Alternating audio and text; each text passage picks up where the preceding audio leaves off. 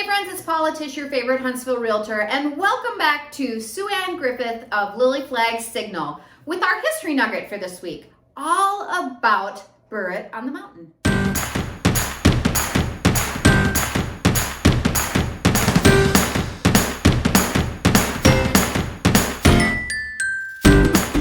First of all I gotta say is if you have not been to Cocktails at the View at Burritt on the Mountain, Wednesdays, 5 o'clock through the sunset, you need to go. That's my favorite thing about Burritt on the Mountain. But let's dive into a few questions. What is up with Burritt on the Mountain on Monte Sano? Hey, so Burritt on the Mountain is a collection of log cabins that have been relocated, as well as the Burritt Mansion, which was donated by this eccentric doctor in the 1950s for Huntsville to use as its first museum. Wow. Well, what made him so eccentric? So Dr. William Burritt was eccentric in a lot of ways. Aside from he had a medical practice for just a pretty short time, he actually spent a lot of time owning a rubber company and patenting a bunch of new things with rubber technologies in the 1900s, about 1930. But the real eccentricity started when he retired and moved up to Monte Sano Mountain. This house that he built, the one that you can go see now as part of the museum, has straw lining the walls for insulation. It's X-shaped so that he could have maximal window coverage and get as much like natural light and fresh air as possible.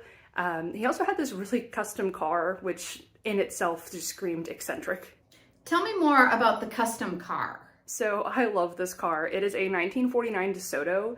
It is light green, and he actually picked that color out specifically because when he went to the dealership, he said, what is the color the fewest people have ordered? And only one person in town already had that green, and it was a different style car. So he said, I want that because it will make me look unique and people will know that is Dr. Burritt's car.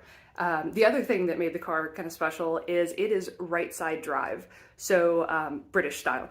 And that was so that when he's driving up and down the mountain, back then, you gotta remember the roads weren't as good in the first half of the 1900s, and to make sure his car was in the right spot in the lane, if he was right side drive, he could look out and see the edge of the road. So if he knew that side of his car was in the right spot, then his car wouldn't be drifting into the oncoming traffic lane, whereas you couldn't always see that middle line of paint. So the right side drive really helped him stay on the road, driving up to his house on top of the mountain.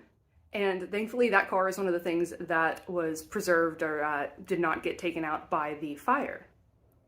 Another fire on Monte Sano? What happened with the fire?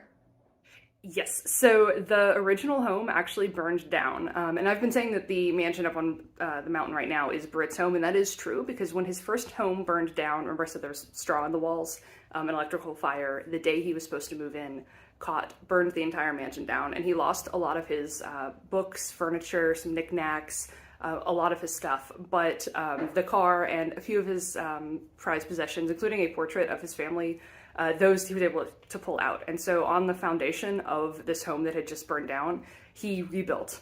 And that's the mansion that you see today. And he did live there for about 15 years or more before he passed away. So he did live in that mansion that's up there. It's just interesting to note that that is the second mansion. And the floor plans barely changed between the one that burned and then the one that's there now. There is so much more to learn about Burritt on the Mountain than what I knew at Cocktails at the View. A special thanks and shout out to Sue Ann Griffith of Lily Flag Signal.